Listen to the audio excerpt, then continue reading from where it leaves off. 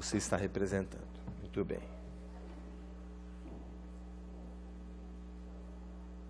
Verdade. Vamos lá, então, boa noite a todos, muito obrigado pela presença de vocês. A intenção dessa audiência é,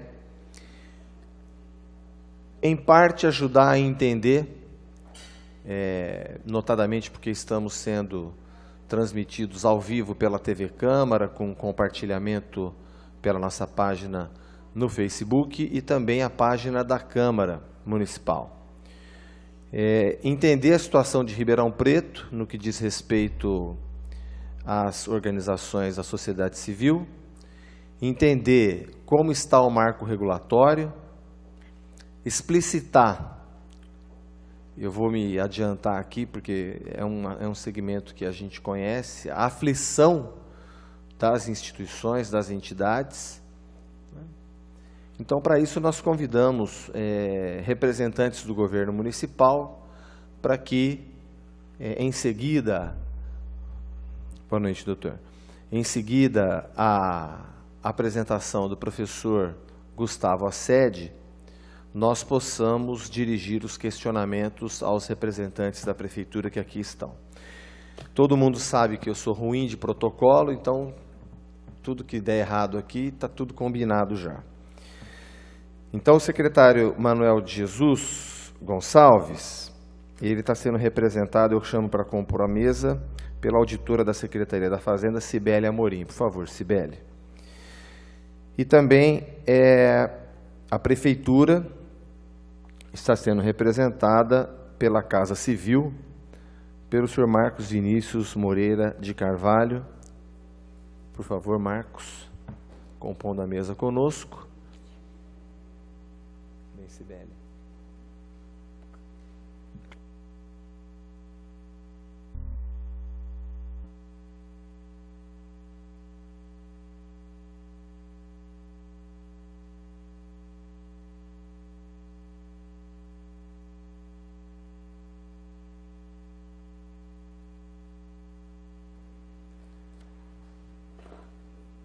Convido para que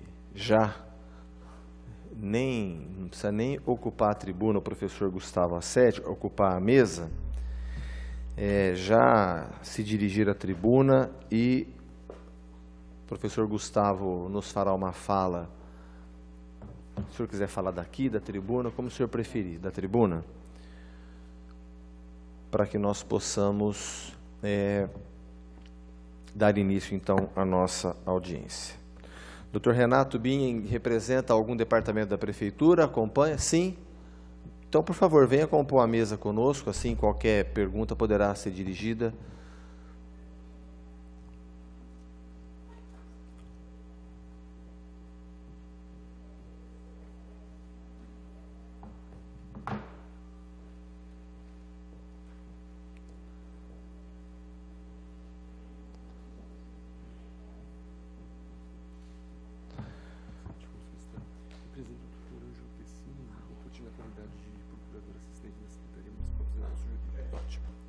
Só um minuto, professor, desculpa a interrupção, para dizer que o Dr. Renato Bin representa aqui o Dr. Ângelo Pessini, que acumula, então, a Secretaria da Administração e a Secretaria dos Negócios Jurídicos. O Dr. Renato Bin está na condição de assistente da Secretaria, o que significa, em Ribeirão Preto, secretário adjunto. Bem-vindo, Dr. Renato. Professor Gustavo, por favor.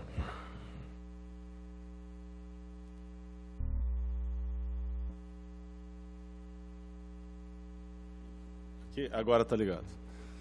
Boa noite a todas e a todos. Eu quero agradecer imensamente o convite do meu amigo, vereador Marcos Papa, para aqui estar.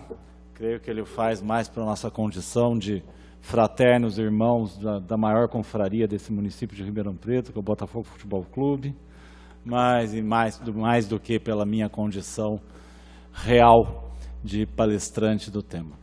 Bom, brincadeiras à parte, nós estamos lidando com um tema, eu não vou aqui explicar o que é a Lei 13.019, acho que nem é o caso num dia desse, depois de 1 ano e 6 meses de vigência da lei para os municípios, né?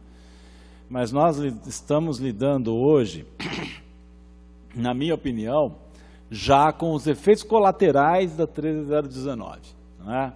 Porque quando a gente começou a falar desse tema, e eu confesso a vocês que eu não tratei do tema enquanto ela funcionou ou esteve em vigência apenas na esfera federal ou na esfera estadual, mas eu comecei lá no âmbito da Universidade de São Paulo a lidar com esse tema quando ela entrou em vigor para os municípios. E aí a primeira pergunta, por que para os municípios? Por que isso? Em primeiro lugar, porque os municípios brasileiros, eles têm uma organização interna sempre muito peculiar uns em relação aos outros, né? E não é só uma questão de porte. Por incrível que pareça, alguns municípios de 10 mil habitantes têm uma organização às vezes mais complexa e difícil de compreender do que o município de São Paulo. Não necessariamente o tamanho do município influencia a dificuldade que você, organização da sociedade civil, vai ter que tratar com ele, vai ter que ter para tratar com ele. Eu vou dar alguns exemplos de fatores que podem influenciar, facilitar ou dificultar a sua relação como OSC, Organização da Sociedade Civil, eu creio que eu estou tratando com vários de vocês aqui, e determinados municípios, né? A primeira questão que se impõe é o padrão organizacional que o município tem macro. Por exemplo, se o município está estruturado em secretarias ou não. Aí você fala, não, mas todo município está estruturado em secretarias. A nossa experiência, o nosso trabalho com municípios no âmbito da Fundação Sadaced, que eu hoje estou na vice-presidência e a gente atua como consultores aí no interior de São Paulo, há muitos municípios de médio porte em São Paulo que não têm secretarias. Isso parece assim uma sandice para quem vive numa cidade de 800 mil habitantes, como Ribeirão ou algumas cidades da nossa região. Mas isso é real. Tem municípios que a organização da administração direta é extremamente enxuta, diminuta, pequena, e que a mesma pessoa ela cumpre umas 3, 4 funções. Outro problema que vocês podem ter com municípios, e isso é bastante real, são municípios que você precisa compreender o desvio de função dentro da prefeitura. Então, o sujeito que limpa, ele veio da frente de trabalho, o sujeito que deveria limpar atende o telefone, o sujeito que era contratado para fazer a função de telefonista atua em outra função. Você, no seu relacionamento com a secretaria, se há, de educação ou de saúde, não sabe bem com quem lidar. Esse é um problema, ou seja, esse primeiro item são os problemas de organização interna que o município tem. Tá? Esse é um primeiro problema que eu tenho encontrado que as organizações da sociedade civil têm para fazer cumprir os ditames de um termo de colaboração, né, de um termo de fomento, de um acordo de cooperação, mas muito mais aqui a gente está falando em termos de colaboração, né? Os problemas, saber com quem falar, achar o seu gestor, né? Localizar o tal do comitê de monitoramento, né? Assessoramento. E aí começa o problema. Uma outra questão também bastante severa é o prefeito municipal que mal assessoradamente, graças a Deus isso não acontece aqui em Ribeirão Preto, né? Falando sinceramente, o prefeito municipal que ainda insiste que pode assinar convênios, né, no lugar de termos de colaboração. Você vai falar, isso não existe, Gustavo. 2018, meio do ano, isso não existe. Existe. Existe e não são poucos. Tá? Ainda tem prefeito assinando convênio por aí, ao invés de assinar termo de colaboração, termo de fomento. Eu acho que isso está acabando, né? Porque abril já passou e o Tribunal de Contas vai dar, o TCE para os municípios vai dar já deu o seu recado, tem dado o seu recado. Mas foi 1 ano e meio descumprindo a lei em muitos municípios paulistas e mineiros que eu andei. Tá? Não são poucos. Então, o segundo ponto, a teimosia de determinados prefeitos municipais, né? E por que não dizer de alguns colegas nossos, advogados, que é assim, né? Não é nem o procurador, é o advogado do prefeito que diz para ele, você pode, né? Eu já cansei de ver colegas nossos que o cara é advogado pessoal do prefeito, né? E diz, você pode assinar. E a hora que vem a resposta depois, você não podia ter assinado, ele, mas veja bem, né? Ou não, né? Esse é um outro problema grave e sério. E o terceiro problema está em vocês, nas organizações da sociedade civil e na relação delas com a prefeitura.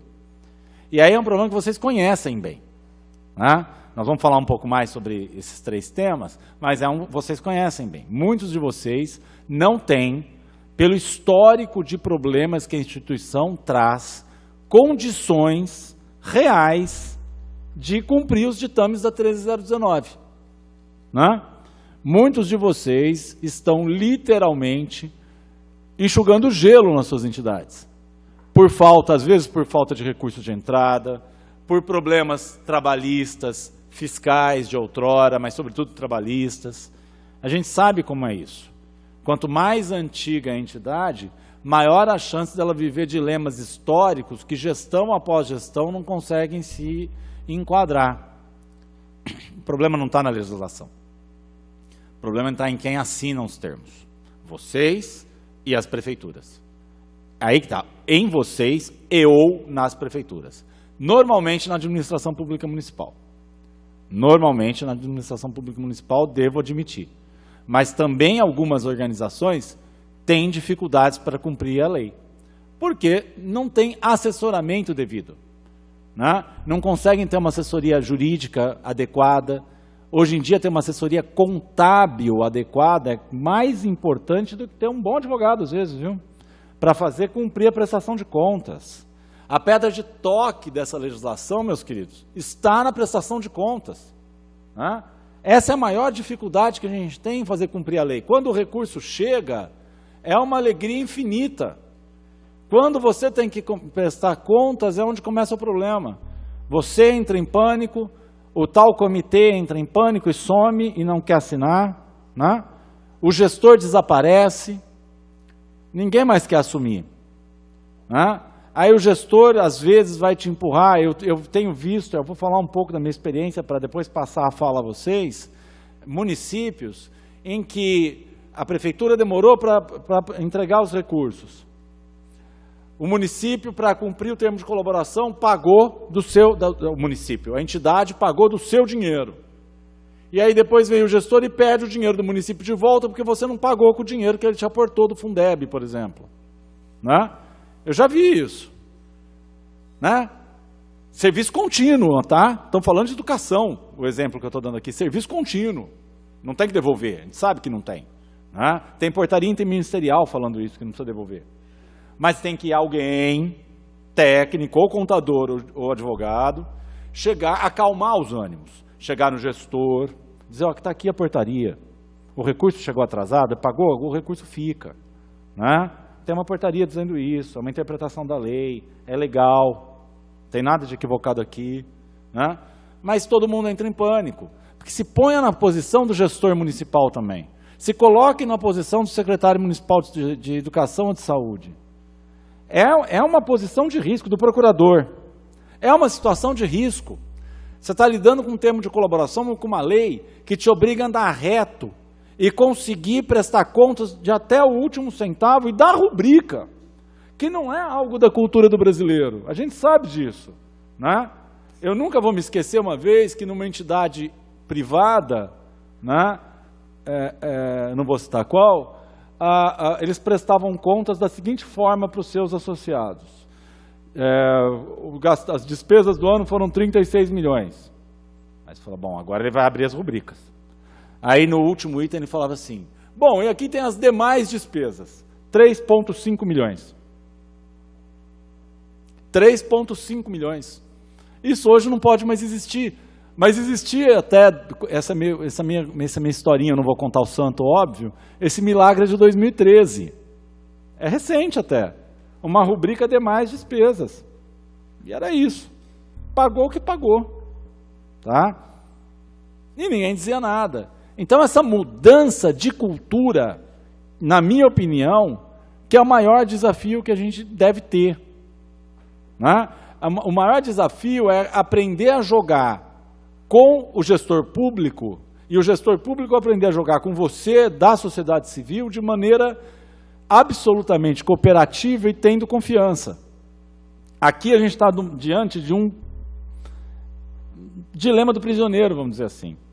Você quer que o termo de colaboração funcione bem, a outra parte quer que funcione bem também, mas todo mundo desconfia de todo mundo nessa relação. Porque a história dessa relação lá atrás, né, foi uma história de exemplos bem-sucedidos, mas de muitos exemplos mal-sucedidos. E a gente conhece isso. Quantas vezes a gente não viu, eu que lidava com esporte, recursos do Ministério do Esporte, há não muito tempo atrás, que apareciam em imóveis sem nada, em terrenos, sem nenhuma infraestrutura, sem nada, que não foram aplicados. Só para dar um exemplo que a gente viu no noticiário aí há uns 5 anos, 6 anos atrás, né? Isso não foi tão incomum na história do Brasil, na história do Estado de São Paulo, na história do município de Ribeirão Preto.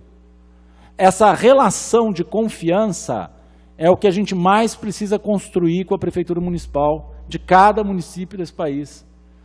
Porque, sinceramente falando, aqui não cabe discutir política. Aqui não é o partido político que importa. Aqui, na verdade, não importa de maneira nenhuma o posicionamento político-ideológico do prefeito ou da sua administração direta. Importa que a administração pública municipal precisa, sobretudo na área de saúde e educação, que você funcione bem. E você escolheu essa quase profissão de fé, né, em atuar no terceiro setor, em saúde e educação, por exemplo.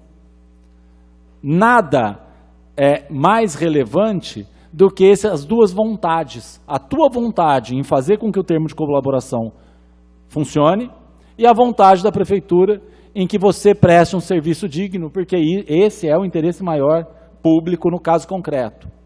Os grandes desafios, na minha opinião, na construção da 13.019 para o ano que vem, é estreitar, em primeiro lugar, essa relação de confiança, aumentar a tecnicidade da prestação de contas, sem que para isso a sua entidade entre em desespero completo, né?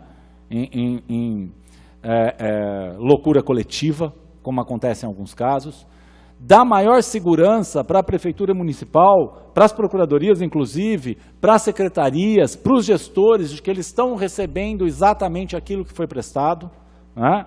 A prestação de contas é muito relevante e que a gente consiga, com o passar do tempo, uma relação mais rígida que, sobretudo, aumente lentamente, mas aumente os recursos dados a entidades. Eu tenho visto muitas entidades por aí me dizerem que, olha, os recursos públicos que eu consigo para tocar um serviço imenso, que é todo ele público, são da ordem de 25% das minhas despesas. Como é que você vai conseguir prestar um serviço para uma creche, tendo apenas 20% público, né? Serviço essencial prestado pelo Estado, que você está prestando por interposta pessoa, gratuito, com apenas 25% dos recursos. No meu modo de ver, esse é um outro desafio fulcral, que nós temos que achar essa conta, né? A gente sabe as dificuldades que as prefeituras municipais têm, mas a gente também sabe a dificuldade que vocês têm no dia a dia do trabalho que exercitam. Então, em resumo, relação de confiança, prestação de contas, mas, no mínimo, menos estressante, e, na minha opinião, ir ao âmago do problema, a questão do financiamento. Como financiar recursos de saúde e educação, notadamente, mas aqui em Ribeirão, sobretudo, é saúde e educação, né? Mas há município que é muito multifacetado. Você pega lá Franca tem muita coisa na área do esporte, do turismo.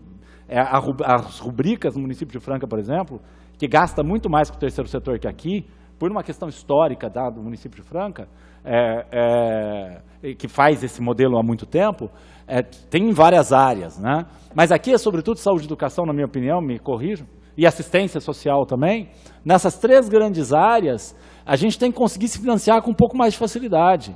Porque, vejam, e assim eu vou encerrando a minha fala, até a crise de 2014, de 2015, a crise político-financeira que abateu o nosso país, já era difícil conseguir dinheiro na sociedade civil, no empresariado, por exemplo, na classe média, para nos financiar como entidades, não era? Já era complicado, a gente sabe disso. Hoje está ficando impossível, né?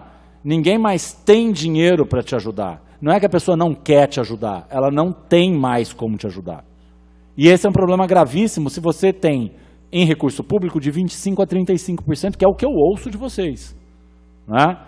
A questão da prestação de contas, da relação de confiança e, sobretudo, a questão do financiamento, eu abro isso para o debate, são desafios que nós vamos ter que enfrentar nos próximos anos. Sinceramente, esse último tópico, a questão do financiamento, me preocupa muito em um país complexo, em uma sociedade complexa, em famílias que dependem da creche, do assistencialismo, da educação pública, da saúde pública de qualidade. Para mim, esse é o grande nó górdio e é o grande desafio dos próximos anos na 13019. Muito obrigado, Marcos. Obrigado.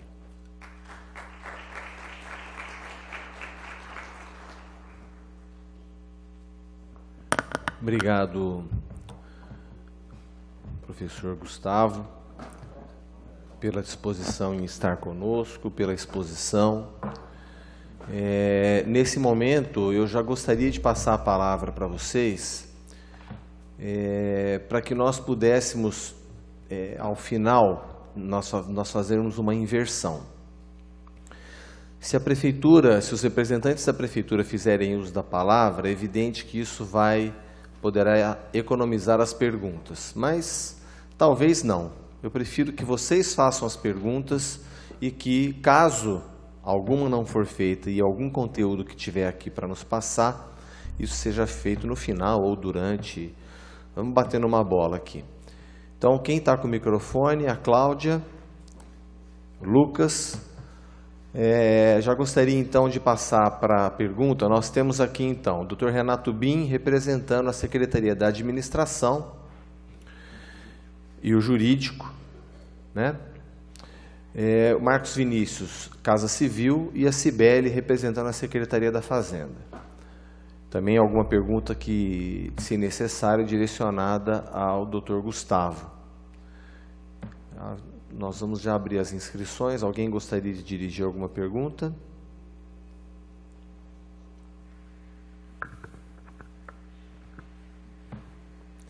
Só pediria para você se identificar, Bruna. Pode deixar. Para a nossa ata constar direitinho a quem está fazendo a pergunta. Eu sou a Bruna, eu sou do movimento Transition Towns, daqui de Ribeirão Preto, que é um movimento da sociedade civil. Não é uma ONG, não estamos caracterizados dessa forma, mas é um movimento que promove a transição da cidade para cidades sustentáveis. E uma das falas que a gente bateu aqui e a gente concordou... Seu nome é Bruna? Bruna Azevedo. Bruna Azevedo.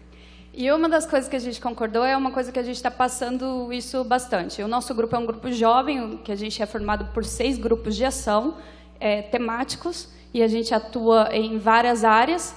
E hoje a gente tem parcerias com o poder público, que a gente bate muito na tecla, essa parceria para poder fazer essa melhoria da transição da cidade. E essa parceria tem vezes que a gente tem que podar alguns limites.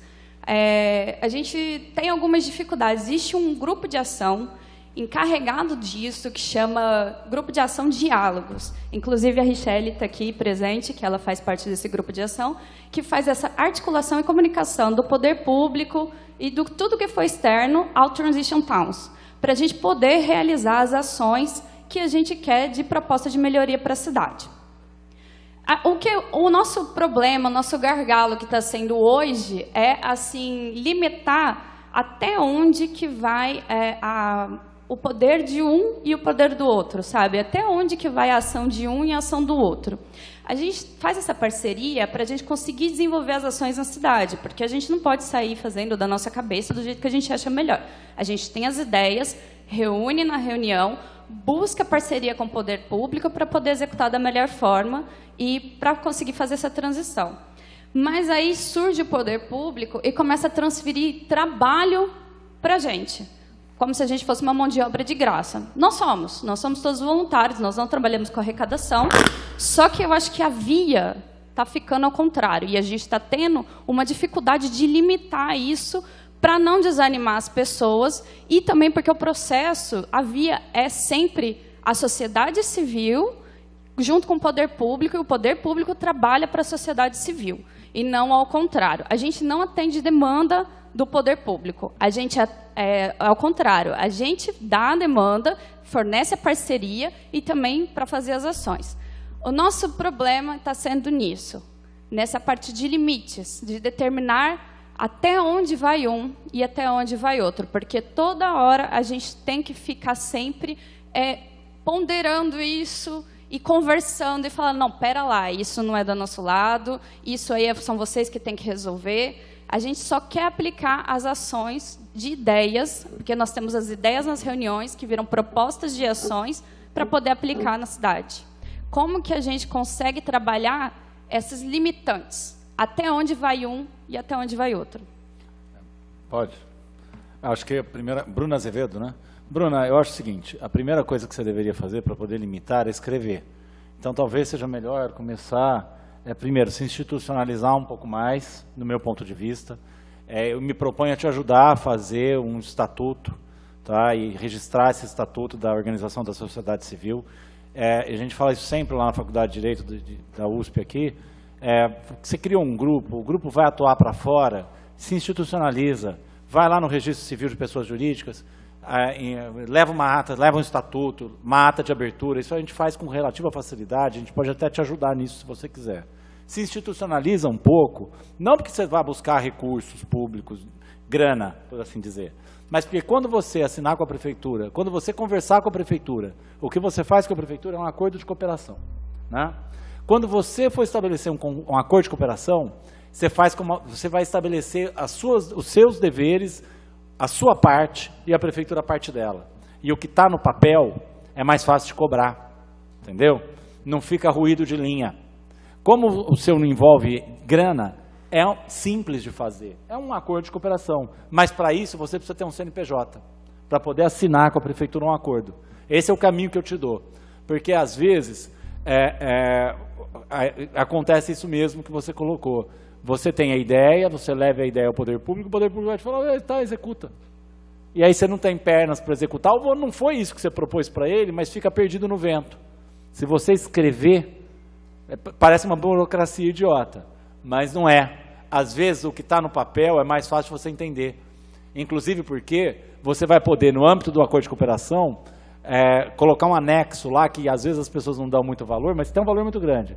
Plano de trabalho, né? O plano de trabalho é tudo. O que está no plano de trabalho para eles vão cumprir. Entendeu? Porque lá dentro, os limites burocráticos que eles têm de trabalho exigem que tenha um plano para ser executado. Vai te ajudar demais nessa relação, na minha opinião.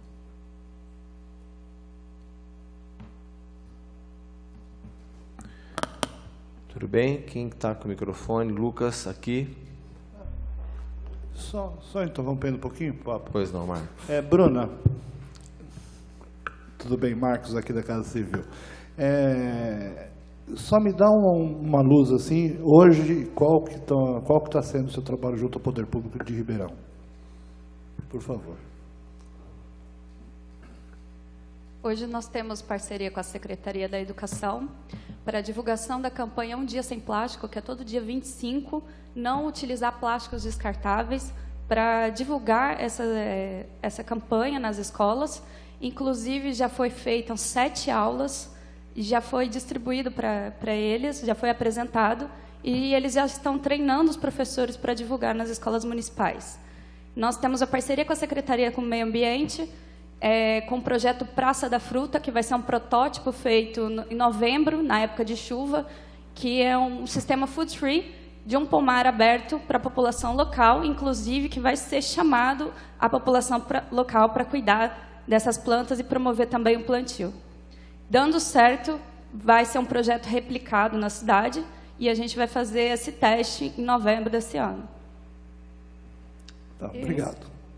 A maior dificuldade nossa agora, atualmente, é marcar uma reunião com a Transerp, porque a gente tem um grupo de ação mobilidade, que tem uma proposta de ação para fazer uma campanha de respeitar a faixa de pedestre e o ciclista, que em Ribeirão Preto é uma coisa muito comum de reclamação, que os carros não param na faixa de pedestre e você fica competindo e quase sendo atropelado a todo momento para poder passar.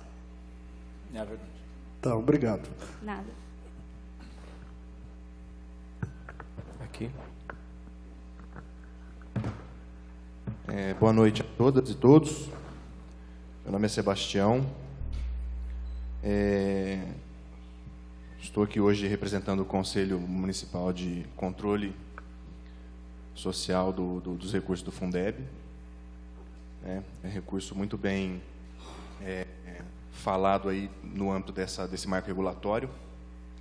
E estou aqui para problematizar algumas questões em relação ao marco regulatório, para tentar contribuir um pouco aí com a audiência nessa perspectiva da própria audiência, de falar um pouco dos desafios, né? E aí gostaria de deixar algumas questões para o pessoal ajudar a gente a responder e pensar elas. Bom, observando como foi feita a regulamentação aqui no município, né? A gente observa que foi feito através de um decreto, o decreto 048, salvo engano, né? Está até disponível no site da prefeitura. E gostaria de perguntar para o pessoal do jurídico aí, por que a escolha do decreto e se o fato de ser um decreto, isso não implica numa eventual perda de autonomia das entidades, ou se o fato de ser decreto torna essa regulamentação volátil aí aos governos que porventura vá mudando ao longo do tempo. Então, essa é a primeira questão. Um outro ponto importante, que tem a ver com a questão da educação, especificamente, porque esse marco regulatório é para várias frentes, né? Mas, como a gente é lá do Fundeb, a preocupação é em relação aos recursos da educação, não só do Fundeb, mas da educação como um todo. A gente tem notícias aí há muito tempo no Conselho que as conveniadas aqui na cidade, a partir de agora, vão ter que fazer, né, outro termo aí, o termo de colaboração ou de fomento, elas não recebem os recursos do Fundeb, entende? Então esse é um problema gravíssimo que a gente precisa se debruçar sobre ele para verificar a veracidade dessas informações que circulam, né? Então gostaria de deixar essa questão para a gente discutir, porque todos os alunos que estão matriculados na rede conveniada, eles contabilizam, né, para os recursos chegarem na educação, vinculados. E aí, a hora que chega via Fundeb, esse recurso não é repassado. E a gente sabe que o montante é um volume muito grande. Os recursos do Fundeb hoje aqui em Ribeirão Preto é da ordem de 200 milhões por ano. Praticamente metade do orçamento da educação. Então, esse é um problema que a gente precisa pensar e o governo precisa pensar essa questão para poder equacionar e as entidades ficarem atentas na hora da elaboração do termo de fomento ou de colaboração, com esse detalhe importantíssimo, né? Porque é muito mais recurso para as entidades. Um outro ponto, eu gostaria que o pessoal falasse um pouco sobre isso. Um outro ponto que eu gostaria de pontuar Só um minuto, Sebastião, em relação por favor. Só um minutinho, por favor. Tá.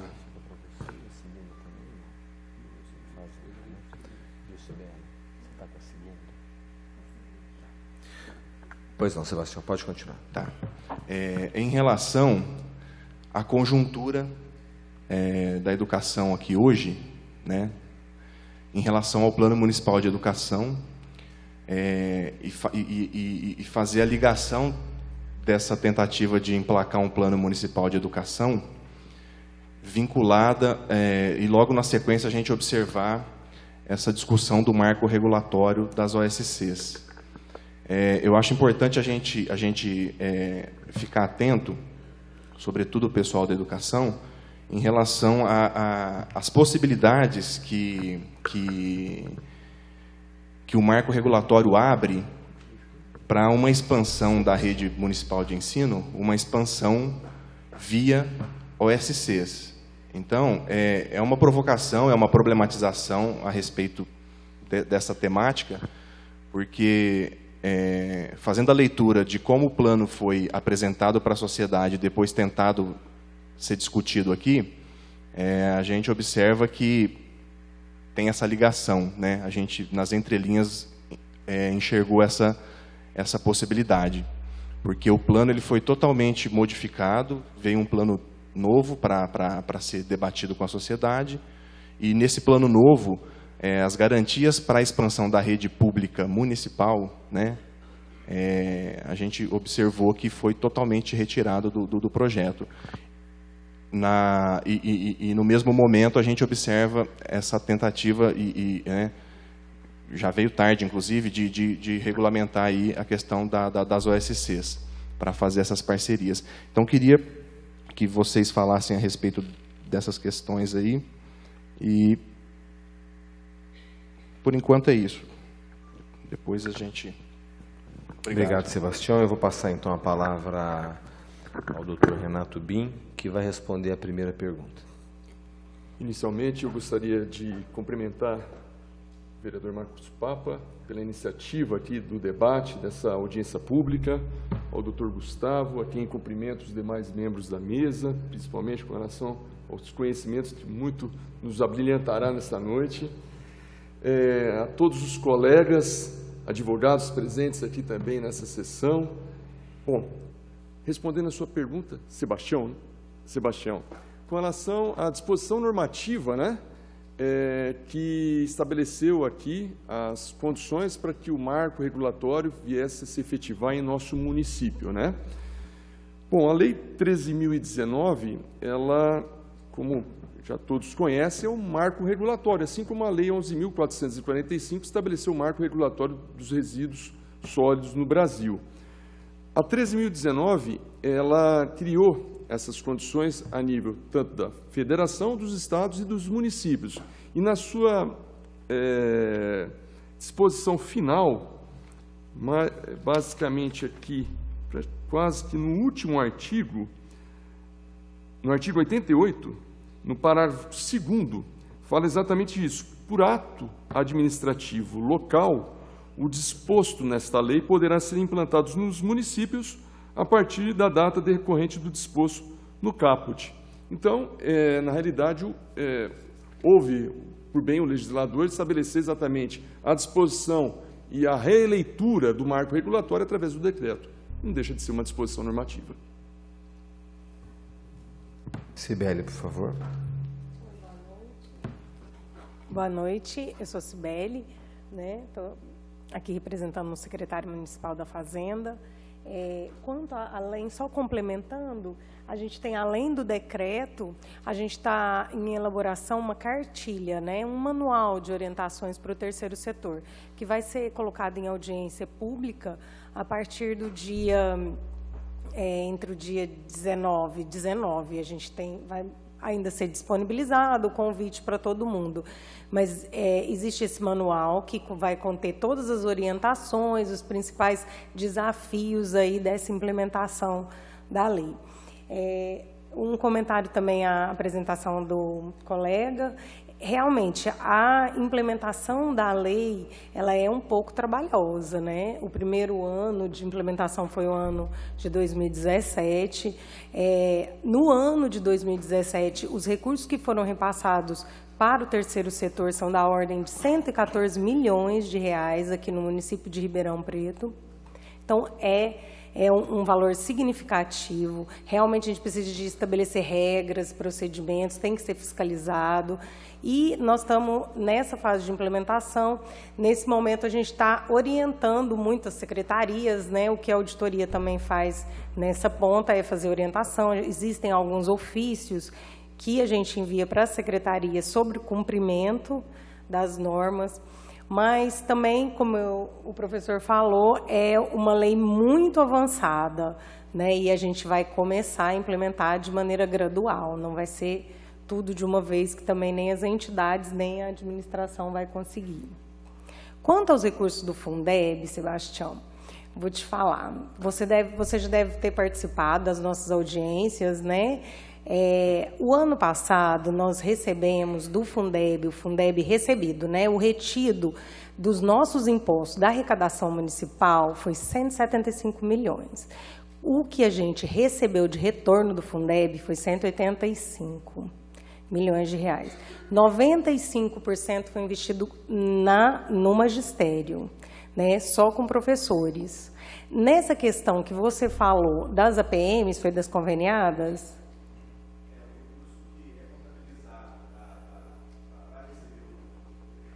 Os recursos são... Todos os alunos matriculados nas conveniadas, eles são contabilizados pelo Educacenso para receber o recurso.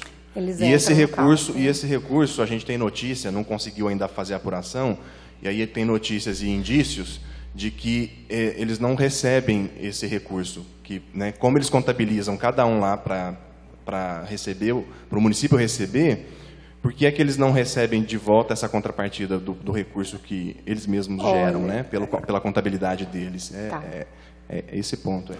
Tá. Então, do recurso que o município recebeu do Fundeb, foi investido tudo de acordo com a lei, né? Até 60% e em outros, né? Que a gente tem aquele escalonamento que você bem sabe. Todos os recursos foram investidos conforme determina a legislação, porque nós já fomos fiscalizados no exercício de 2017, não temos apontamento em relação ao Fundeb. Mas eu vou verificar essa questão pontual que você colocou e me comprometo a te dar um retorno. Mas eu acredito que ele também foi utilizado, o recurso do Fundeb, que todas as conveniadas e as entidades utilizam. E você pode pegar também na nossa apresentação do terceiro quadrimestre de 2017, tem lá o que foi gasto. Tudo especificado. Mas não consta. Não consta detalhado que as conveniadas receberam os recursos. Não consta. Foi investido no magistério, isso eu posso te garantir. Não, isso eu também posso garantir, e também é mais uma irregularidade que a gente está apurando, inclusive aqui pela comissão de fiscalização da casa. Depois a gente vai levar para o TCE para verificar essa questão do porquê que está sendo utilizado todo no magistério, sendo que a lei diz que pelo menos 40% é para ser investido em manutenção, etc. E aí,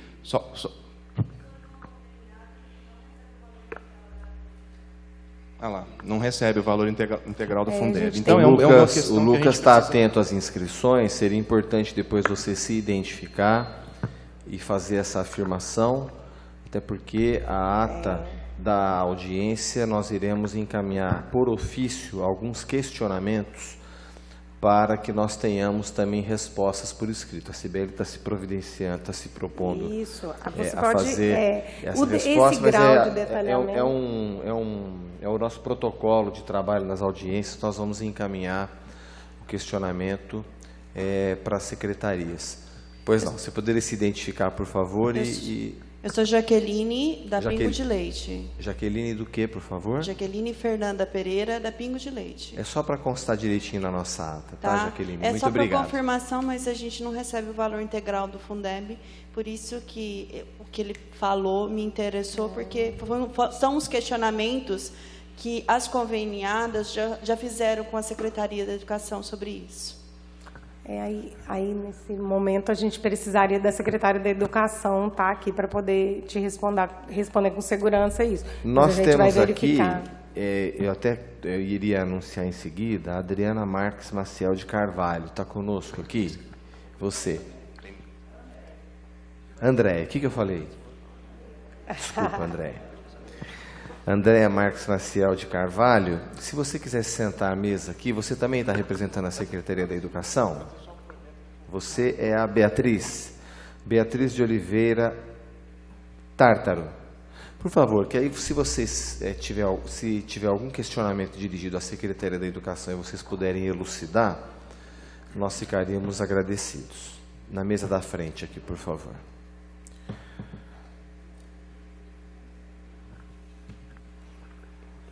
Com relação a esse questionamento, vocês já poderiam ajudar ou seria o caso...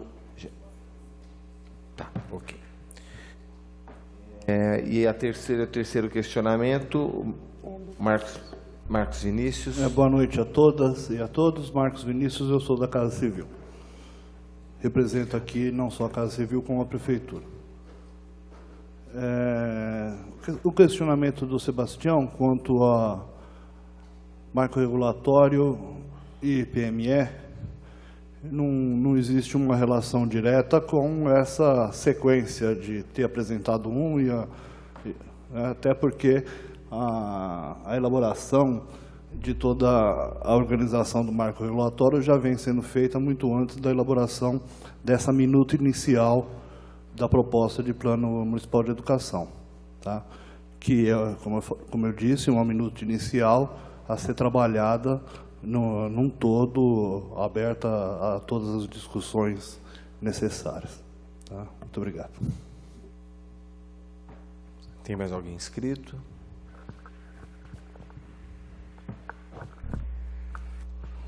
Boa noite. Boa noite. Washington.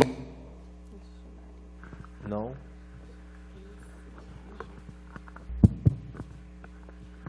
Washington Barbosa. Eu represento um conjunto de entidades a quem a gente denomina de coletivo e solidariedade. Eu queria fazer alguns comentários em coletivo relação a... Solidariedade? E solidariedade. Essa solidariedade, pois não, Washington. Em relação à aplicação da lei no município, eu queria fazer rapidamente algumas colocações. A primeira, um problema que a gente tem acompanhado e discutido muito com a administração, que é a questão ainda de que alguns membros envolvidos na relação com as organizações da sociedade civil, que ainda não aprenderam a diferença entre parceiro e subordinado, principalmente gestores de parcerias, que se acham no direito de tratar as entidades e seus representantes como subordinados, contratados e não como parceiros em regime de mútua cooperação. Então, esse é um primeiro problema que eu acho que está exigindo uma capacitação urgente para isso. A segunda questão, eu, como cidadão, apresentei, pela lei da transparência, um pedido de correção de alguns equívocos do decreto 48. Fui respondido pela Casa Civil, com a concordância, com a discussão de alguns e com a concordância de outros, e com o compromisso de que rapidamente seria feita a correção. Lá se for um ano e meio, e essa correção não foi feita. Então eu gostaria de reiterar a solicitação feita, porque alguns dos problemas levantados estão criando seríssimos problemas na relação com as parcerias. Talvez o pior deles, se é que dá para escolher algum pior, é que o decreto faz uma confusão colocando na mesma pessoa o gestor público e a administração pública, que a lei deixa claro que são coisas diferentes. E aí as entidades estão tendo dificuldades muito sérias, porque ainda que o decreto omita, a organização parceira tem que fazer relação com o órgão da administração pública que cuida daquela área de parceria. E o gestor também, porque o decreto diz que o gestor faz as duas coisas, também se dá o direito de discutir tecnicamente a ação. A função do gestor é discutir o ajuste e aquilo que foi acordado no ajuste. Mas ele vem e discute técnico, eu quero que seja assim, eu quero que seja assado. Aí vem o setor da secretaria e diz, eu quero assim, eu quero assado. Isso tem sido terrível para as entidades. O decreto precisa ser corrigido para deixar bem claro que o gestor não é a administração pública e a administração pública não é o gestor. Na lei isso está claro, no decreto isso virou um angu de caroço, se não me engano, no artigo 29 do decreto, se eu não estiver equivocado. E uma outra coisa que está pegando bastante, e aí eu quero excluir a auditoria, porque a auditoria consegue ter um diálogo com as entidades, às vezes até um pouquinho mais forte, mas consegue ouvir e refletir o que a entidade coloca. Às vezes a resposta nem sempre agrada, mas aí é uma outra questão, mas a gente consegue ter o diálogo. Mas com algumas secretarias isso não tem sido possível. Naquela velha história que já tinha sido extinta do poder público, não é para fazer assim. O jurídico disse que é assim. E a orientação é quase uma aberração jurídica. E aí você não consegue o diálogo nem para mostrar que é uma aberração jurídica. E aí aquela história, ou você faz, ou eu não te dou o registro no conselho. Ou você faz, ou eu vou dar parecer com restrição. Ou você faz, e aí vem a ameaça, a subordinação. Infelizmente isso está acontecendo. A gente tem batido de frente, algumas vezes tem conseguido no grito, mas isso é extremamente desgastante para a entidade. Sem contar que cria toda uma insegurança jurídica e toda uma dificuldade na relação, e em alguns casos, perseguição. Infelizmente, a gente está vivenciando algumas situações, não é comigo, mas a gente acompanha N entidades em Ribeirão Preto que estão passando por essa situação. A pior dessas situações, uma determinada secretaria ou algumas secretarias decidiram que o estatuto das entidades tem literalmente escrito. Os objetivos são de interesse. Isso, exatamente diferente disso. Que os objetivos... Não, eu só ia te pedir, talvez seja por conta técnica aqui, se você puder vir mais para baixo, acho que o alcance do sem fio melhora. Eu acho que é isso, Washington. Vamos tentar? Quando, na verdade, o que a lei pede é a natureza dos objetivos que constam no estatuto. Então, está se obrigando a alterar o estatuto, e ainda tem uma discussão mais complicada nisso. O Congresso Nacional, na primeira versão da lei, diz que os objetivos que estão no estatuto tinham que ter essa natureza. O próprio Congresso Nacional, na alteração da lei, trocou a palavra estatuto social por normativas internas. A prefeitura diz, isso não vale, tem que ser no estatuto. E o jurídico disse, ainda usa a Secretaria de Negócios Jurídicos para dar fundamento na determinação. Então, assim, são coisas difíceis de discutir. O Congresso teve a preocupação de alterar, porque viu que isso ia ser um problema, em relação, principalmente, à questão da natureza dos objetivos e da questão da contabilidade. E você não consegue dialogar, diz, ou faz assim ou não tem, não vai assinar. Ou faz assim ou não tem registro. Ou faz assim ou vai ter parecer com fundamento. Essa semana eu vivenciei uma situação muito difícil. Numa prestação Desculpa, Washington, uma interrupção. Você escuta isso da Secretaria de Educação ou dos negócios jurídicos? Não, a Secretaria diz que for negócios jurídicos. Eu até já fui buscar nos negócios jurídicos. Não, porque o doutor Renato está aqui, ele vai poder ajudar a gente causou bastante estranheza na Secretaria de Negócios Jurídicos quando eu fui consultar. Eu já informei a Secretaria disso. E a Secretaria ficou de fazer nova consulta e não fez. É difícil. É por isso que eu estou fazendo a colocação. Na verdade, eu acho que até que não é uma questão de governo, é uma questão de pessoas. A última coisa que eu quero colocar, por exemplo, que está tendo dificuldade, vivenciei isso essa semana ajudando uma entidade. Uma entidade prestou conta com uma nota ainda preenchida manual de compra. Não é de serviço. Está claro para todo mundo que nota de serviço hoje no município só é eletrônica. Mas nota de compra existe ainda eletrônica, existe ainda manual. Ainda é permitido notas manuais, principalmente quando você compra verdura, legume, uma série de coisas ainda são notas manuais, principalmente quando é de produtor rural. A secretaria simplesmente chamou a entidade e disse assim, se em 24 horas você não depositar o dinheiro de volta na prefeitura, vai sair parecer irregular, você não recebe mais nada da prefeitura, nenhuma verba de nenhuma secretaria, a gente sabe que isso é fato. A auditoria vai lá, registra a entidade e trava a entidade, nenhuma verba sai realmente. E você não tem o que dialogar, ou você vai lá e devolve, certo? Ou você faz um furdunço com a imprensa, com a Câmara e vira toda aquela confusão, altamente desgastante. Então são pontos pequenos. A lei em si, ela está até sendo razoavelmente aplicada com um caminhar bom nas secretarias como um todo.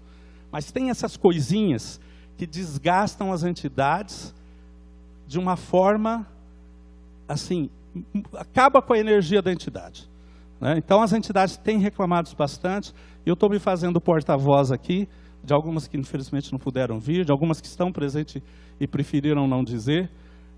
Ainda temos algumas coisas a ajustar. E a primeira coisa dela é atualizar e corrigir o decreto 48. Sem isso, nós temos problemas muito sérios. Muito sérios.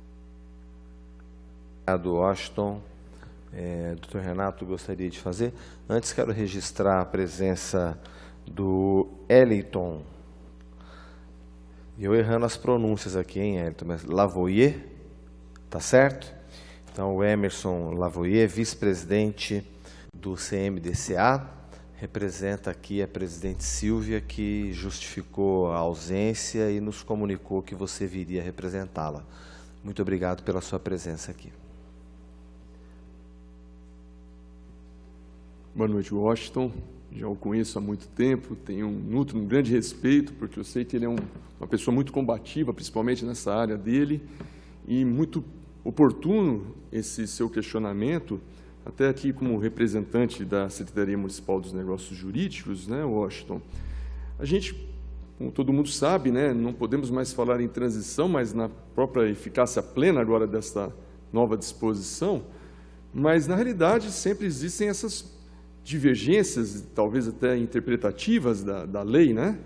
E que aqui me rendo exatamente por conta de que cada entidade, a gente que do outro lado, a gente vai dar uma interpretação talvez um pouquinho diferente do que vocês, mas eu posso afirmar categoricamente que todos os procuradores aí, Paulo, o procurador de modo geral da Prefeitura do Rio, são estudiosos, muito profissionais naquilo que eles demandam com relação aos próprios pareceres que eles confeccionam para cada caso que é colocado sob exame, né? Agora, respondendo assim diretamente àquele questionamento com relação a próprio estatuto, né? Talvez essa exigência que você muito bem colocou aí, que você não, talvez não sei se não concorda, né? Enfim, mas a própria lei, ela bem clara nos artigos 33 e seguintes, né? Com relação à própria forma de celebração dessas parcerias, né? Daquilo que as organizações da sociedade civil deverão apresentar com relação ao próprio documento, né? Então, por exemplo, o artigo 34, no inciso 2, fala exatamente da certidão de existência jurídica expedido... Não, perdão. Cadê a entidade? Aqui. Certidão de existência jurídica expedida pelo cartório de registro civil ou cópia do estatuto registrado e demais alterações. Então, cada caso é um caso, né, Washington? Eu precisaria, fico até à disposição depois para você me pontuar qual seria essa dúvida jurídica tua, para a gente poder depois lhe atender e talvez até justificar ou explicar talvez as razões aí daquilo que foi contido aí no parecer jurídico que você está inconformado. É só esclarecer em primeiro lugar que a crítica não foi para a Procuradoria e para a Secretaria. Não, entendi muito bem. Até porque a minha colocação foi exatamente o inverso. Eu tenho absoluta certeza que esse parecer não foi dado, porque ele tinha fundamento jurídico zero, então, e eu conheço os procuradores de longa data e sei que nenhum teria dado aquele parecer. E não é em relação à apresentação do estatuto. Na verdade, é em relação, se a minha memória não estiver falhando, do caput do 33, que hoje fala em normas internas, não mais em estatuto. Se não me engano, é o 33. Mas, assim, a questão não é nem equívoco de interpretações diversas ou diferentes, né? Mas é o não conseguir o diálogo. E não conseguir que o servidor público pare para ouvir e buscar em quem tem condição de dar o parecer técnico a revisão ou a confirmação que seja. Né? Simplesmente dizer assim, ponto final, não discute. Por isso que eu fiz questão de ressalvar a auditoria, porque a auditoria não tem essa atitude. A auditoria nos chama, é bastante rígida, é bastante rigorosa, mas a gente contradita alguma coisa que não concorda e sempre, quando ela tem firmeza, ela diz, olha, não é assim por isso, e fundamenta. Fundamentou uma questão de interpretação. Quando ela tem dúvida, porque às vezes não é setor da auditoria, são outros setores, nós tivemos, por exemplo, uma grande dúvida em uma discussão sobre uma questão tributária, ela pediu um prazo, foi no diretor tributário, voltou com a resposta, nós continuamos não concordando com a resposta do diretor tributário, mas ela veio fundamentada. Nós aqui ainda não tivemos condição de ir lá e sentar com ele para rediscutir o assunto. Mas nos foi dado um retorno, foi refletido a nossa ponderação, foi nos dado um retorno com fundamento, ainda que a gente continue discordando em parte dele. Certo? Washington, concordo com um fato que você muito bem colocou, que uma administração pública sinérgica, ela trabalha sob o seguinte binômio: planejamento e eficiência. E quando você utilizou aquela palavra-chave, capacitação, isso talvez, no meu entender, é o segredo para uma boa e eficaz gestão, não só de convênio, das parcerias, principalmente dos contratos públicos. Nesse ponto você tem toda a razão. Posso fazer uma parte, Marcos? Pois não, só um minuto, doutor Gustavo. Doutora Patrícia, tudo bem com a elaboração do texto, dos questionamentos? Porque nós vamos dirigir as perguntas para as secretarias respectivas. Um minuto, Saulo. Lucas, aqui na frente está pedindo já faz um tempo. Por favor, doutor. Só rapidamente, Washington, a questão do artigo 33 e do inciso 1º, para celebrar as parcerias previstas nesta lei, as organizações da sociedade civil deverão ser regidas por normas de organização interna que prevejam expressamente: 1. Objetivos voltados à promoção de atividades e finalidades de relevância pública e social. O único problema, Washington, em que pese o Congresso Nacional tenha alterado, a norma interna, em essência, que fala dos objetivos, é o Estatuto. Porque o Estatuto, ele diz o que é a entidade, regimento interno e demais normas, como a entidade funciona. Mas quem diz o que a entidade é o Estatuto. Então, aí um conselho, né? Reforme o Estatuto e deixe o objetivo claro. Reformar Estatuto, às vezes, é uma coisa que você vai fazer a cada 5 anos, 10 anos. Você faz uma reforma estatutária e tem aquele Estatuto de maneira enxuta, coerente por muito tempo, né? E te facilita para participar dos editais. Essa briga eu não compraria. Eu alteraria o Estatuto e deixaria o objetivo claro no Estatuto, porque é ele que diz o que é a entidade. Aqui na frente, Sônia. Sim. Sim, mas de qualquer jeito, às vezes, eu sempre digo para quem, né, trabalha comigo e faz os estatutos, o estatuto não deve dizer um objetivo que você não cumpre, um objetivo que não é o seu, mas o estatuto deve pormenorizar, de maneira talvez até esquizofrênica, todos os seus objetivos, porque te facilita demais a vida lá na frente. É uma questão de praxis. No final, é pragmatismo puro. Mas eu já disse isso, mas não está tão claro. Diga de novo. Entendeu? Talvez seja melhor. Por favor. Boa noite à mesa. Eu sou Sônia. Está ligado. Eu sou Sônia, sou filiada à rede, sou coordenadora financeira da Rede Ribeirão. E acompanhei aqui a explanação do Dr. Gustavo, que ele coloca os seguintes desafios, né, na implementação e nesse trabalho em parceria com a sociedade civil. Então, ele coloca como desafio a estrutura organizacional do município, né, quanto às funções, o conhecimento e assessoria sobre o termo de cooperação ou colaboração, as relações das entidades com a prefeitura, os próprios desafios internos dessas entidades, né, a questão da sustentabilidade financeira, viabilidade financeira, processos trabalhistas, né, que pode minar aí essa questão financeira, assessoria contábil, a prestação de conta, e no final ele fala das 3 áreas, e cita o exemplo de Franca, aí, que é a área da saúde, do esporte e da educação, que já vem sendo, né, trabalhado há muito tempo. Por outro lado, vocês colocaram que esse é um trabalho recente, né, que começou em 2017. Então, a minha pergunta é o seguinte: em termos de planejamento, a Prefeitura de Ribeirão Preto tem um planejamento de quais áreas essas parcerias vão ser estabelecidas? Segundo, em termos de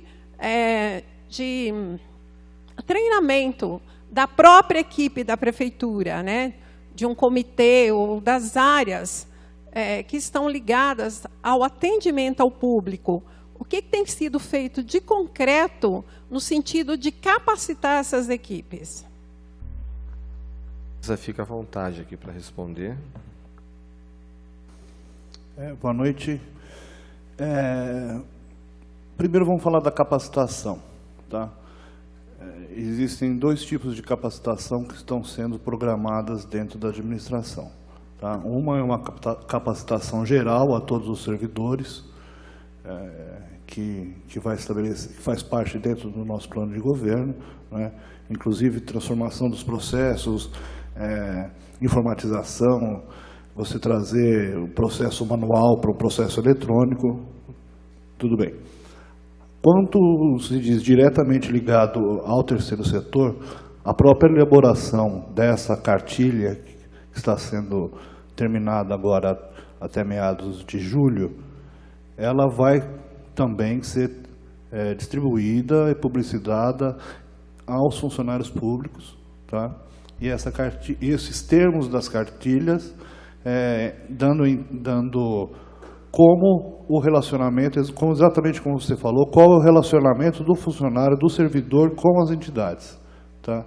Para se conseguir que as entidades façam o seu serviço com excelência, consigam prestar contas com excelência, sejam auditadas de maneira correta, rígida, porém correta, é essencial que o servidor público que lida com isso esteja também treinado. Isso faz parte do nosso programa. Quanto a quais secretarias que têm os convênios, os contratos, os termos de colaboração e fomento, primeiramente são as 3 maiores: saúde, educação e assistência, né? Algumas outras secretarias têm alguns convênios, alguns projetos pontuais, tá? Mas existe um acompanhamento mais focado nessas 3 maiores. Quem está inscrito?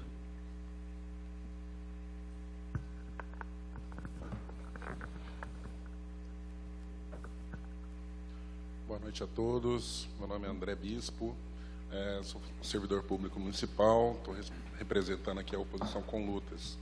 Eu vejo aqui 2 questionamentos, né, muito importantes, né, feitos aqui pelo camarada aqui, Sebastião, e também até lá pelo, desculpa, esqueci o seu nome, pelo Washington, né, que convergem, né, no sentido assim, que me fez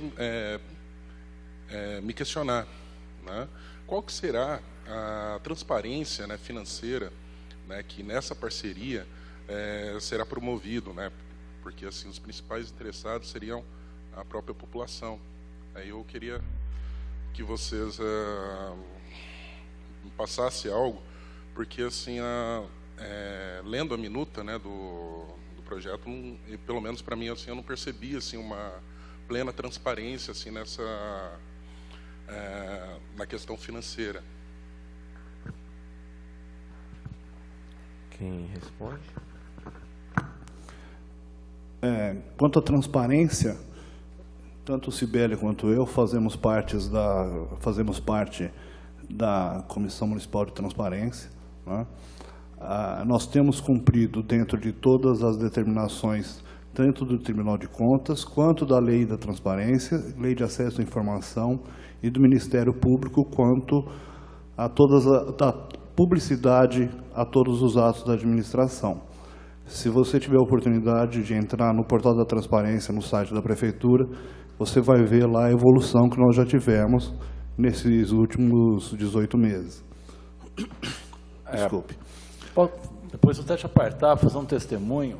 Nos últimos 18 meses, a Prefeitura Municipal de Ribeirão saiu praticamente do zero em termos de transparência e colocação pública de documentos para a população, para atingir um nível que hoje eu devo aqui fazer meu testemunho, está bem acima do que a gente encontra por aí na prática, viu? No nosso entender, nós ainda temos muito o que fazer, porque a gente quer colocar um nível de transparência acima daquilo que simplesmente a lei, o Tribunal de Contas e o Ministério Público exigem. A gente quer colocar a Prefeitura de Ribeirão Preto o mais, além de transparente, clara e fácil de ser entendida, né? Ô, Bispo, até como... perdão. Pode falar, por favor. Até como o Marcos, que é o representante da Casa Civil, muito bem colocou, o próprio artigo 10 da lei assim determina: a administração pública deverá manter em seu sítio oficial na internet a relação das parcerias celebradas e dos respectivos planos de trabalho até 180 dias após o respectivo, inclusive, encerramento. Então, isso não é uma faculdade, é uma obrigação do poder público. Já está. Que já está. Já está. Né? Prestações de conta, tudo isso estão sendo publicizadas de maneira bem clara. Tá? Você falou que você leu uma minuta, eu não percebi mais ou menos qual que minuta foi que você se refere? O André Não, o Bispo. André Bispo. André Bispo. André Bispo. É o mesmo, o André e o Bispo é o mesmo. Pode me chamar de Bispo, não tem problema nenhum. Porque assim, já havia sido feita assim, uma discussão anteriormente, né? Eu acredito que seja a mesma minuta, né? Não tem uma minuta. É a lei, a 13019, o decreto 48 do prefeito, e agora o que está sendo elaborado não é uma minuta, é uma cartilha de orientações às entidades e servidores. Entendi. Né? Essa cartilha ainda não foi publicada, nós estamos ainda em fase de ajustes, até de nomenclatura. Nessa cartilha vai aparecer todos os documentos que vão ser assinados com a prefeitura. É uma coisa muito bem detalhada que a gente vai apresentar num evento público para que todos conheçam. Perfeito. Obrigado.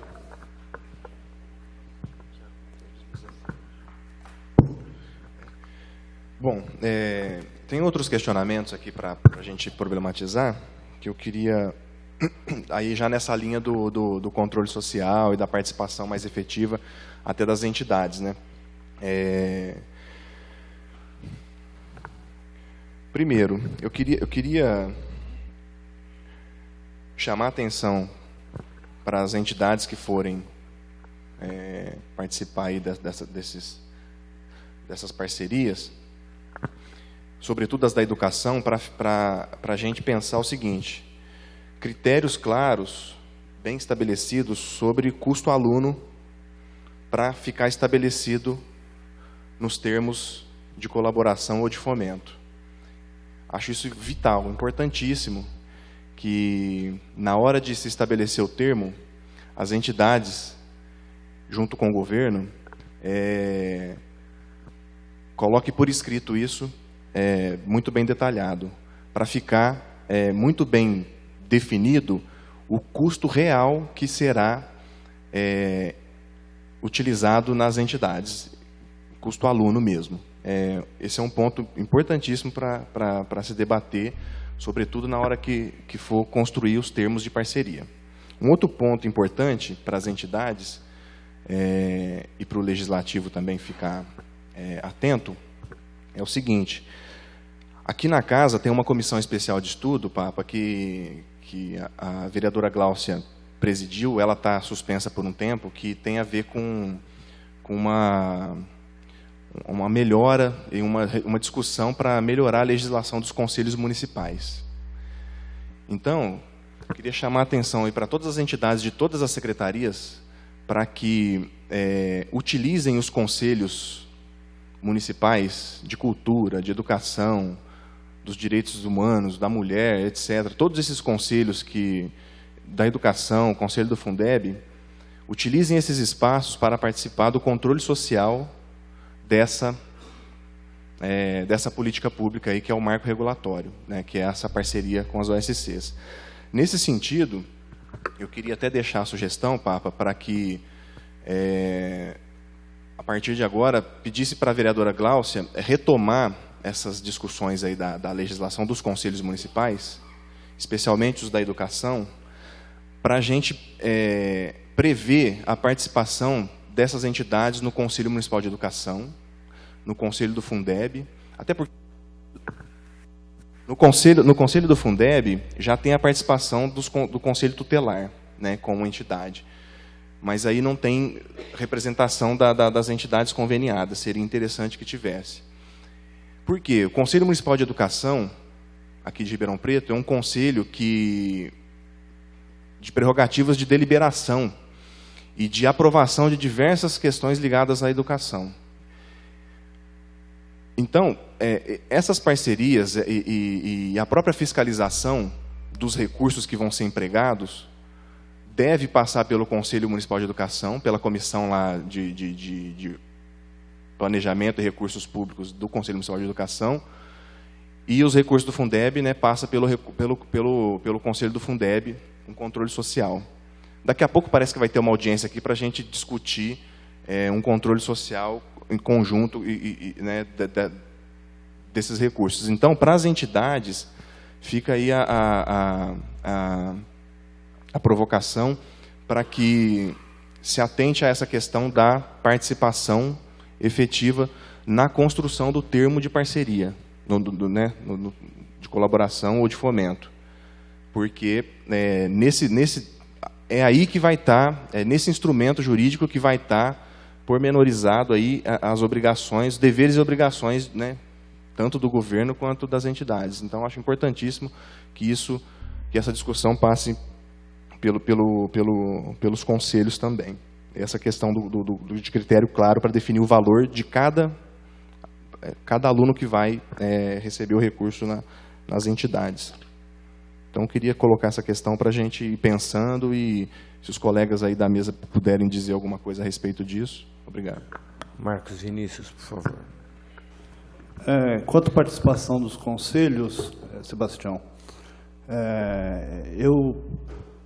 está lá na minha pasta, né, na pasta da Casa Civil, o acompanhamento de quase todos os conselhos. Na Casa Civil nós temos poucos, os conselhos são distribuídos em quase todas as secretarias, né, como é o Combea, que está no meio ambiente, hoje era da Casa Civil, né, o CEMADES, que hoje está na assistência social, o CONDEPIR, que está na Casa Civil, o COMAD está na Casa Civil.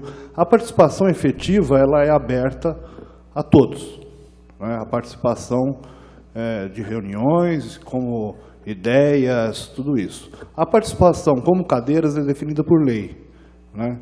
Então, a ampliação de cadeiras ela tem que ser feita através de uma alteração legal, um projeto de lei que amplia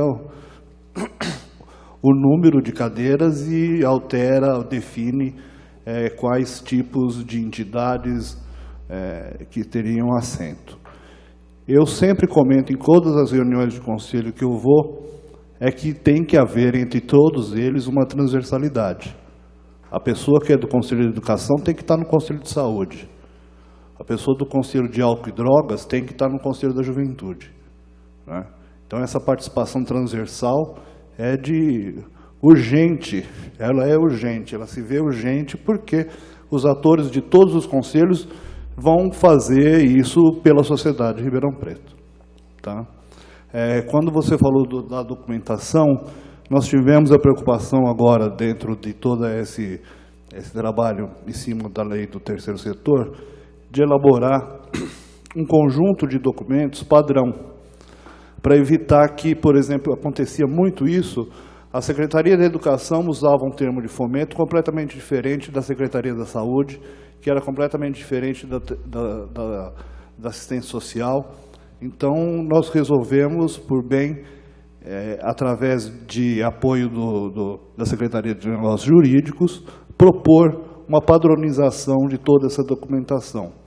Fica muito mais fácil nisso que você diz, de se definir realmente metas, valores e ações. Tá? Muito obrigado. Obrigado, Marcos. Nós estamos caminhando para o encerramento. Tem uma pergunta aqui? Pois não? Tá ligado? Boa noite. Boa noite. Eu me chamo Márcia e sou gestora, coordenadora de uma entidade de Ribeirão Preto, fundada em 2007. atualmente trabalhando na temática da mulher vítima de violência doméstica, tanto a que se encontra aqui fora, como aquela que se encontra privada de liberdade. Só vou te pedir o sobrenome e o nome. Meu nome, Márcia Pieri. Pieri, isso. Pois Márcia. não. E o nome da entidade para a gente mencionar em ata. Associação Programa de Mãos Estendidas. Obrigado, Márcia. Dentro de tudo que nós já colocamos aqui, percebe-se uma grande preocupação com a legalidade de todos os segmentos, de todas as ações e por parte de cada um de nós. Se nós optamos por estar no terceiro setor, verdadeiramente é porque não queremos brincar. Porque senão a gente poderia ter escolhido qualquer outra coisa um pouco mais fácil. Eu diria que a nossa entidade, ela sobrevive a altas temperaturas há muitos anos.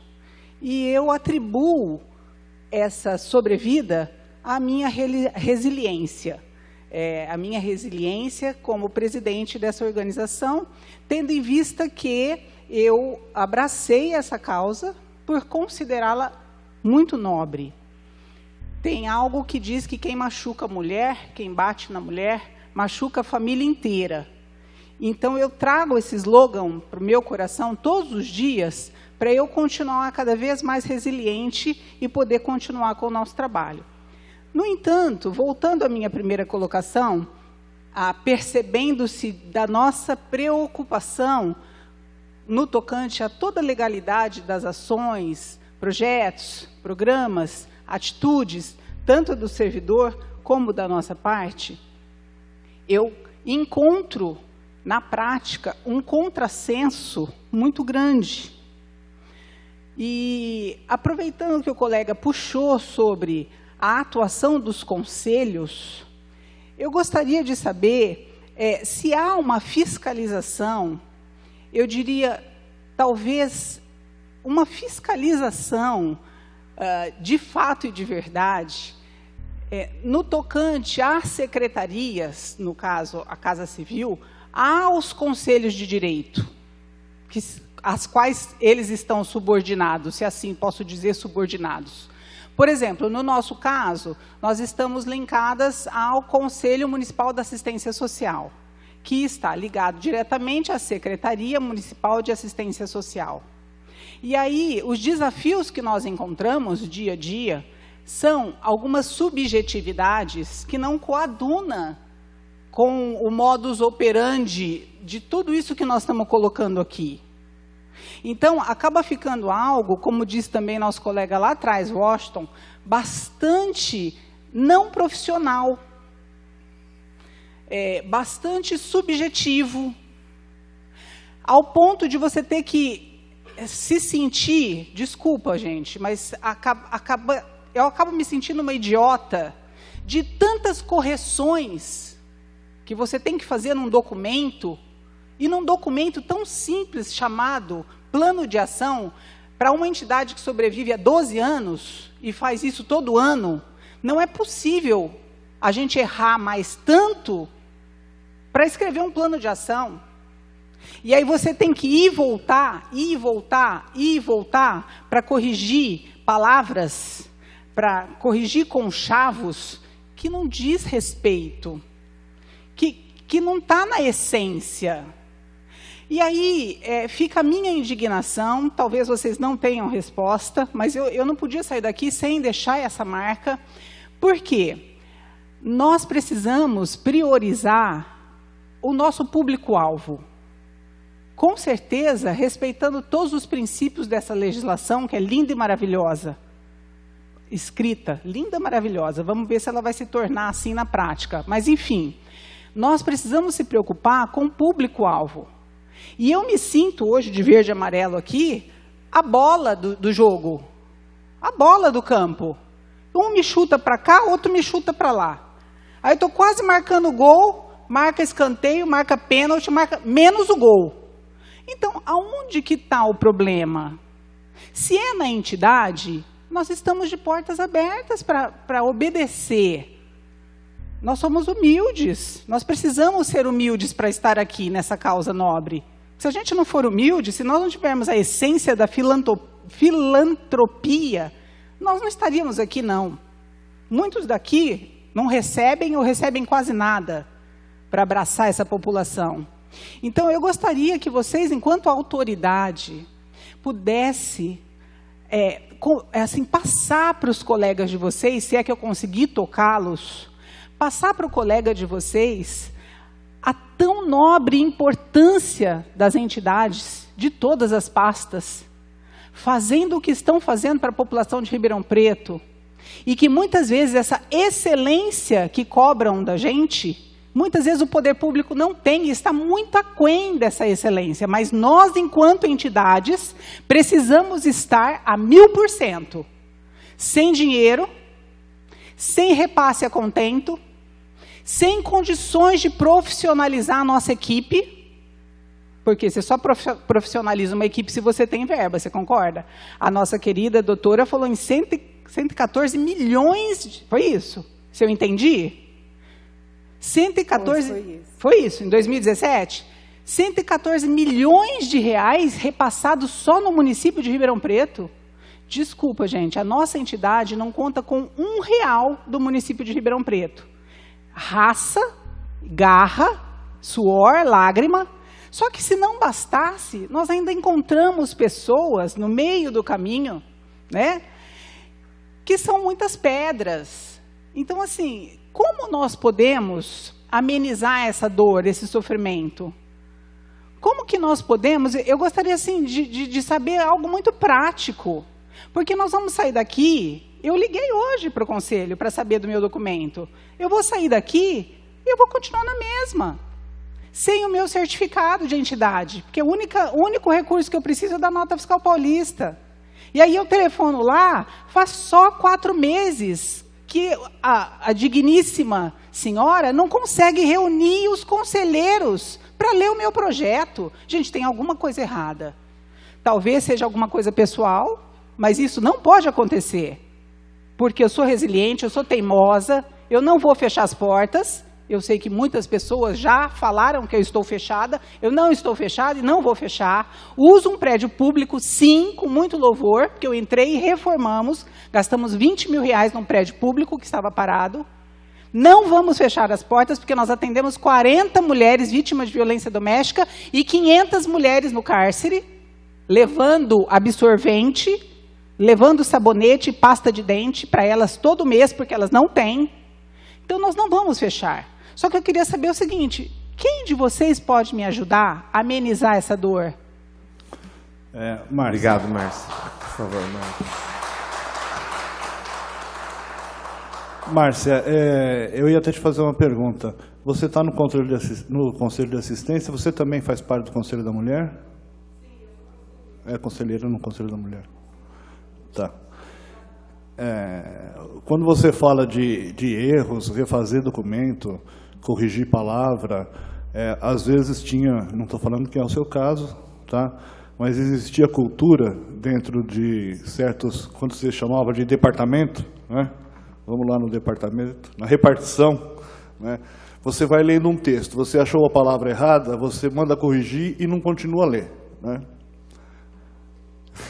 Você lembra que isso acontecia? Era a política do carimbo, né? Você tinha o carimbo certo.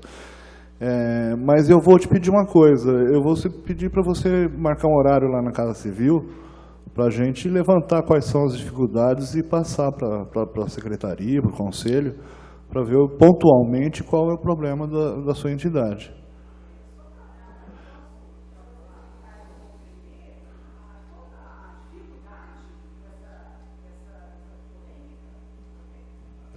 É que o conselho alega, ou alegava, porque eu acredito que isso já foi sanado, que o nosso trabalho não é da assistência social. Mas eu já fui consultar até o Papa. O nosso é assistência social. Não, vá lá na Casa Civil, vou abrir um expediente interno pedindo uma orientação do nosso jurídico sobre esse enquadramento. Tá? Você pode ligar lá na prefeitura, pedir para falar na Casa Civil comigo, né? E a gente marca um horário, eu peço para você ir lá para eu entender melhor qual que é essa questão toda, né? Porque você está fazendo até um depoimento emocionado, né? Chega a ser humilhante, Não se sinta humilhado de maneira alguma. Mas vamos agendar, ligue lá amanhã mesmo, a gente agenda, não sei se para essa semana, mas para a próxima semana com certeza, para a gente descobrir, acertar qual que é o dente que está errado aí nessa engrenagem. Tá? Eu quero fazer uma complementação, eu sou contadora aposentada. Então, eu passei 32 anos dentro da Receita Federal, dentro da Secretaria da Fazenda do Estado e dentro da Prefeitura. Né? E eu estou como voluntária, fui contadora voluntária de uma ONG, né, quando surgiu a lei das OCIPs, estou prestando uma assessoria voluntária para a Márcia. Então, tudo que a Márcia fala é o seguinte, se eu tenho que corrigir alguma coisa, então eu quero que me apresente por escrito. Né? Faça um indeferimento ou um deferimento e diga onde que eu errei. Não me deixe esperando 4 meses. A partir do momento que eu protocolei um documento, e ela tem esse protocolo de abril, então a gente espera, né, que as instituições públicas, sejam elas municipais, estaduais ou federais, nos oriente. O que eu tenho que fazer? Agora, o que não pode acontecer é que, né, como contadora, eu nunca esperei 4 meses, eu fui cobrar. Então, é nesse sentido que eu acho que é o desespero dela. Não, eu entendo, eu me comprometo de ser aí o mediador desse entendimento. Por favor, ligue lá no 3977-9000, peça para falar lá na assessoria da Casa Civil que eu te recebo lá. Tá? Não vou resolver, a Casa Civil não vai intervir em outra secretaria, tá? Mas vamos procurar aí mediar esse entendimento. Tá? Boa noite a todos e a todas. Meu nome é Gisele Cristina da Costa, sou advogada. Hoje estou coordenadora do Mentoria Social, que é um projeto de capacitação, fortalecimento, fomento e auxílio ao terceiro setor, instituído pelo Instituto SEB, que fica na Mariana Junqueira 33. Nós temos algumas entidades aqui que estão inscritas no nosso programa. Ao todo, nós tivemos 49 inscrições, das quais 2 são da região, 46 de Ribeirão Preto, sendo 5 movimentos sociais. E eu vou só acrescentar o que a Márcia disse. Não é pontual, Marco. É um problema que todas as entidades de Ribeirão Preto têm tido, principalmente com o Conselho Municipal da Assistência Social e o Conselho Municipal dos Direitos da Criança e Adolescente. Essa demora na análise dos projetos, na análise do plano de trabalho, a maioria das entidades estão até hoje sem essa análise. Elas estão sem repasse até hoje e trabalhando. Elas não deixaram as crianças, elas não deixaram os idosos, elas não deixaram as mulheres vítimas de violência, elas não deixaram as famílias passarem pela vulnerabilidade que elas passam todos os dias. Elas estão ali acolhendo, elas estão ali atendendo. Então, o que a gente percebe é que, como Washington disse, que não é uma questão de governo, é uma questão de pessoas. Existem pessoas dentro dos conselhos que estão desvalorizando a cada dia o serviço dessas entidades, dessas organizações. Então, acho que vocês realmente têm que, não sei se instaurar uma sindicância, apurar bem o que está acontecendo. Essa situação da Márcia é muito mais agravante, porque o ano passado o Conselho simplesmente cancelou a inscrição dela enquanto entidade social, o que impede ela hoje de receber a nota fiscal paulista. Isso é um absurdo. Eu já falei para ela procurar justiça, ela não quer, porque é o direito dela. Foi indevido o cancelamento. Ela sequer foi notificada. Então, assim, acho que vocês não têm muito que sobre o marco regulatório, mas realmente é uma situação agravante, que está se prolongando e sabe Deus até quando. Já estamos em julho e simplesmente as instituições estão sem qualquer repasse financeiro. Algumas receberam, mas a maioria delas já assinaram os termos e até agora não houve a liberação. Então, era isso que eu gostaria de dizer. Márcia, e falo em nome de 46 organizações e movimentos sociais.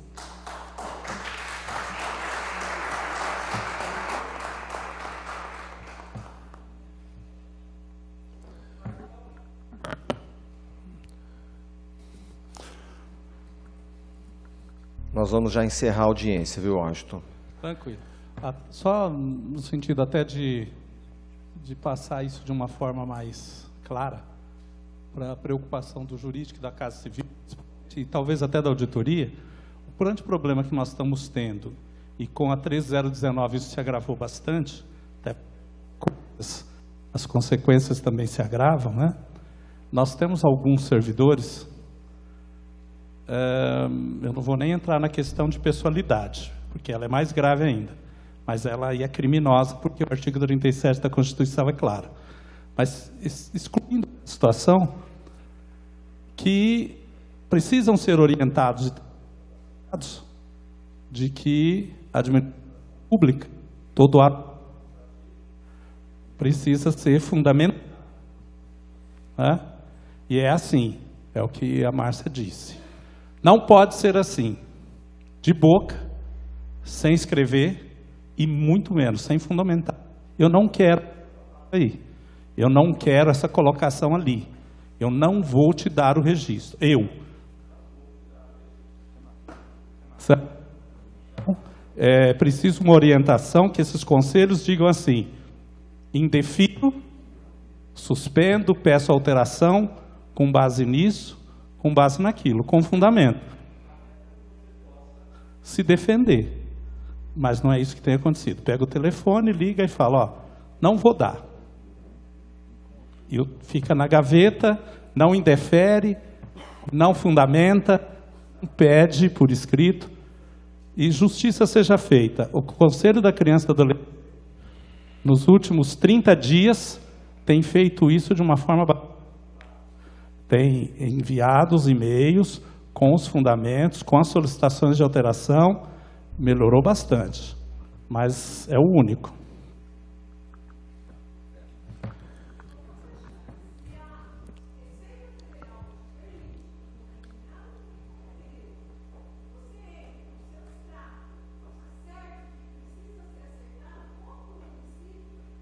Não consegue, através de um parecer, apontar para as instituições o que precisa ser corrigido.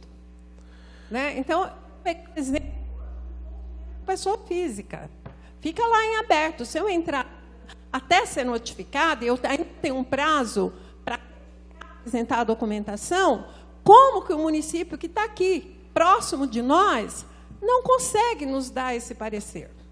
Eu acho que isso é uma questão de gestão. Né? E eu estou falando que eu sou administradora também, sou contadora aposentada.